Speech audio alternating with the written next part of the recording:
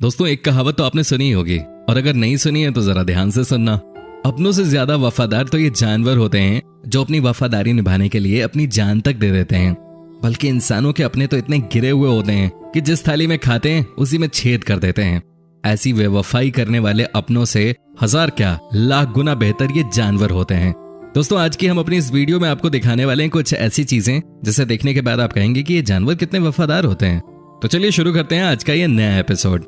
लेकिन उससे पहले दोस्तों, अगर आप हमारे चैनल पे नए हैं और चैनल को अभी तक सब्सक्राइब नहीं किया है तो प्लीज कर लीजिए। साथ ही अगर आप इस वीडियो को फेसबुक पर देख रहे हैं तो पेज को लाइक जरूर कर दीजिएगा।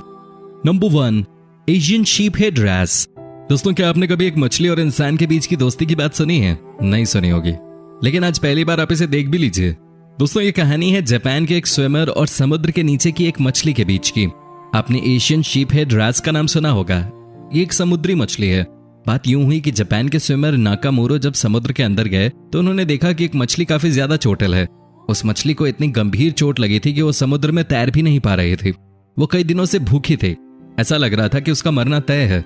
लेकिन नाकामोरो ने उस चोटिल मछली की मदद की, उसे खाना खिलाया।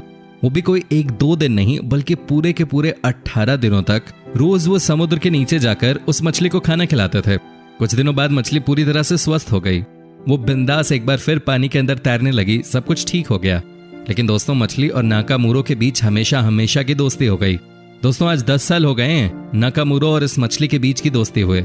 कई साइंटिस्ट तो इनके बीच के रिलेशन पर स्टडी भी कर चुके हैं और सबने माना कि ये एक रियल फ्रेंडशिप है।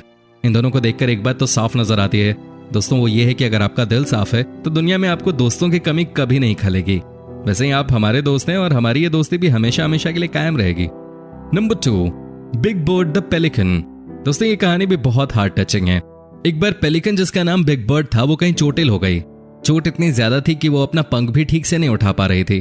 उसके मरने जैसे हालात हो गए थे। लेकिन बिग बर्ड की किस्मत बहुत अच्छी थी कि उसे एक तंजानिया के सफारी ओनर ने मदद करने की सोची। पहले तो ओनर जेम्स ने बिग बर्ड को अपनी बोट पे कुछ दिनों तक रखा, उसे ट्रीट किया। बाद में जब बिग बर्ड ठीक हो गई तो जेम्स ने इसे एक बार फिर से उड़ने की ट्रेनिंग दी, उड़ना सिखाया। जेम्स बड़े ही अच्छे ट्रेनर निकले। उनके इशारों पे बर्ड ने उड़ना सीख लिया। सब कुछ पहले की ही तरह होने लगा। कई लोगों का मानना था कि अब बिग बर्ड जेम्स को छोड़कर अपने लोगों के पास चली जाएगी, लेकिन ऐसा कुछ नहीं हुआ। बिग बर्ड जेम्स के पास ही रहे। हालांकि दोस्तों, उसका अंत बहुत खराब हुआ। एक दिन जब बिग बर्ड जेम्स के साथ समुद्र में कहीं घूमने जा रही थी, उस समय बोट का एक्सीडेंट हो गया जिसमें बिग बर्ड पेलिकन की मौत हो गई। वो दुनिया तो छोड़ गई, लेकिन हम जैसे कई लोगों को ये सीख दे गई कि जो आपके बुरे वक्त में आपका साथ दे उसे कभी भी हमें नहीं छोड़ना चाहिए। नंबर 3, गूस मरिया। दोस्तों, शायद आपको पता न हो, लेकिन गूस यानी कि बत्तखों को सबसे वफादार जीवों में से एक माना जाता है। चीन में तो बत्तख को पुलिस के काम के लिए भी इस्तेमाल किया जाता है। लेकिन आज जो हम कहानी आपको बताने वाले हैं वो कुछ अलग है। दोस्तों, ये स्टोरी है अमेरिका की। यहाँ मार्टिन नाम का एक आदमी रोज सुबह शाम पार्क में वॉक करने के लिए जाता था। लेकिन अचानक ही उसने देखा कि एक गूस यानी कि बत्तख उसके साथ वॉक कर रहा था। ऐसा तकरीबन रोज ही होने लगा। समय जैसे जैसे आगे बढ़ता गया वैसे वैसे मार्टिन और मारिया के बीच दोस्ती बढ़ने लगी। दोनों एक दूसरे को पसंद करने लगे।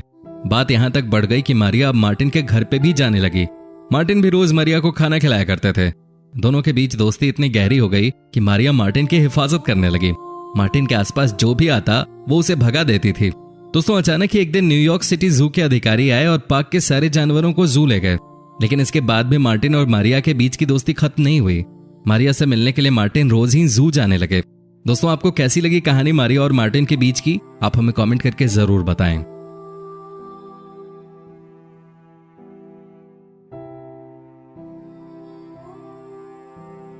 Number 4, loyal crow. दोस्तों, क्या आप में से कभी किसी ने कोई कौवा पाला है क्या? नहीं ना। लेकिन ये है जर्मनी की रिंचे, जिनकी दोस्ती है इस कौवे के साथ सालों से। जी, सुनने में हो सकता है बड़ा अजीब लगे, लेकिन बात कुछ ऐसी ही है। रिंचे एक बार पार्क में वॉक कर रही थी। इन्होंने देखा कि एक कौवा का बच्चा जमीन पे पड़ा हुआ है। ना तो वो चल सकता है, नहीं वो उड़ सकता है। वो बहुत ही छोटा था। रिंचे उसे अपने घर लेके आ गई। कई लोगों ने उन्हें मना किया कि आप कौवे के बच्चे को अपने घर में मत लेके आओ, लेकिन रिंचे ने किसी की नहीं सुनी। वो उस कौवे को अपने घर लेके आई, उसकी सेवा की, उसे ठीक किया, उसे उड़ना सिखाया। अब सबको लगा कि कौवा रिंचे के घर से चला जाएगा, लेकिन ऐसा कुछ नहीं हुआ। कौवा रिंचे के साथ ही रहता था। वो उनके साथ शॉपिंग करने जाता था। रिंचे की गाड़ी में वो मस्ती करता था, आइसक्रीम खाता था। इतना ही नहीं दोस्तों, रिंचे के पास जो एक कुत्ता था वो कौवा उस कुत्ते के साथ भी खूब खेलता था। दोनों के बीच बहुत अच्छी दोस्ती थी।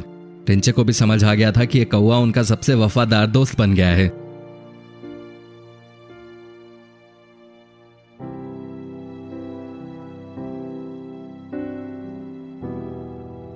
नंबर 5, जेसिका की कहानी।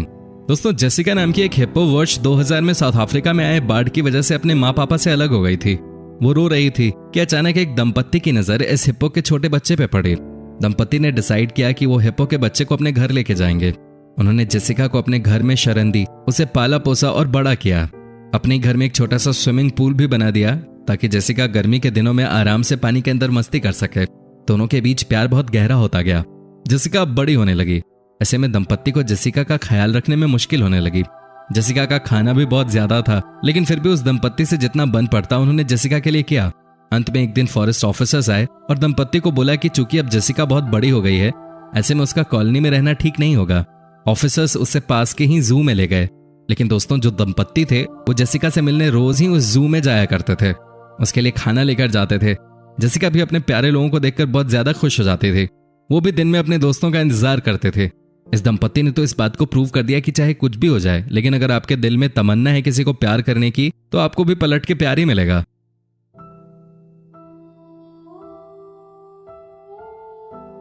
नंबर 6, दोस्तों, ऑस्ट्रेलिया के मार्को एक जाने माने डाइवर हैं। ये समुद्र के अंदर कई बार जा चुके हैं। वहां के जानवरों के बारे में ये रिसर्च करते हैं। लेकिन ये तब बहुत ज्यादा पॉपुलर हो गए जब इन्होंने एक शार्क से दोस्ती कर ली। जी हाँ, शार्क, जिसका नाम सुनते ही हमारे और आपके पसीने छूट जाते हैं, उससे इन्होंने दोस्ती कर ली। दोस्तों, बात तब की है जब मार्को एक बार समुद्र के अंदर गए और इन्होंने नोटिस किया कि एक शार्क इनके साथ खेल रही है, इन्हें अपनी तरफ बुला रही है। लेकिन ये एक दिन की ही बात नहीं थी। मार्को रोज जाते थे समुद्र में और रोज ही ऐसी घटना होती थी। फिर मार्को ने भी मन बना लिया कि क्यों ना शार्क के साथ दोस्ती ही कर ली जाए। दोनों के बीच अच्छी दोस्ती हो गई। दोनों एक दूसरे को देखकर खुश होते थे। दोनों के बीच में प्यार बहुत बढ़ गया। मार्को भी रोज ही शार्क के लिए कुछ खाना लेकर जाते थे। ये शार्क कुछ अलग किस्म की थी, क्योंकि मार्को के अनुसार जनरली शार्क इतनी दोस्ती वाले नेचर के नहीं होते हैं। मार्को ने हालांकि एक इंटरव्यू में बताया कि शार्क जब भी आपको देखे उससे दूरी बनाए रखना ही उचित होता है, क्योंकि ये बहुत ही अटैकिंग मूड की मछली होती है। और आप तो ये बात जानते ही होंगे कि शार्क अगर एक बार हमला कर दे तो बचना लगभग इम्पॉसिबल है। दोस्तों, आपको कैसी लगी ये स्टोरी, आप हमें कमेंट करके बता सकते हैं।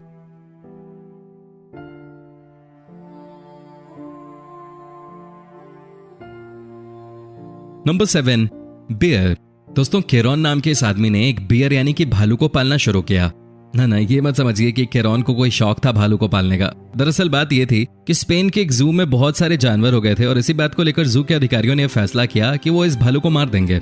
लेकिन फिर केरॉन ने यह निर्णय लिया कि वो इस भालू को अपने घर लेकर आएंगे और इसे पालेंगे। केरॉन भालू की जिंदगी बचाना चाह रहे थे और वो इस काम में सफल भी हो गए। उन्होंने बियर को पालना शुरू कर दिया। केरॉन और भालू के बीच अच्छी दोस्ती हो गई। दोनों एक दूसरे को बहुत प्यार करते थे, एक दूसरे के साथ ही रहते थे।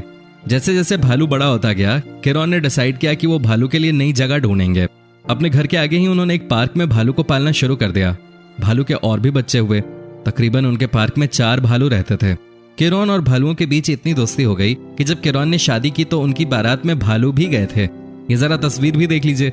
लेकिन दोस्तों, केरॉन का भी ये कहना है कि आप इस तरह के जंगली जीवों को नहीं पालें तो अच्छा रहता है, क्योंकि ये भालू आपके ऊपर कब हमला कर दें इसका अंदाजा लगा पाना मुश्किल है। हालांकि ये जानकर आप चौंक जाएंगे कि केरॉन के 90% दोस्त भालू ही थे। सिर्फ 10% दोस्त उनके इंसान थे। और आज तक टचवुड केरॉन के ऊपर किसी भालू ने कभी कोई हमला नहीं किया। दोस्तों, प्लीज आप हमें कमेंट करके बताएं आपको ये कहानी कैसी लगी और ज्यादा से ज्यादा इस वीडियो पे लाइक करें।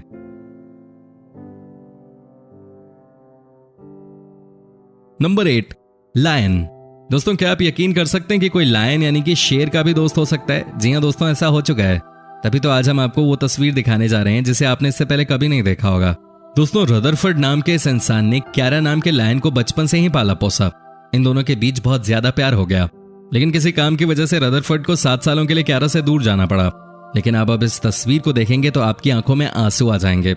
ये देखिए कैसे ये शेर रदरफोर्ड को 7 सालों के बाद भी देखकर पहचान गया, उसके साथ खेलने लगा, मस्ती करने लगा। ये तस्वीर दोस्तों बताने के लिए काफी है कि दुनिया में प्यार की जरूरत है। लोग हो या जानवर, सबको प्यार चाहिए। और अगर आपके मन में सच्चा प्यार है किसी के लिए, तो वो जानवर चाहे कितना ही खतरनाक क्यों ना हो, वो भी आपका दोस्त बन ही जाएगा।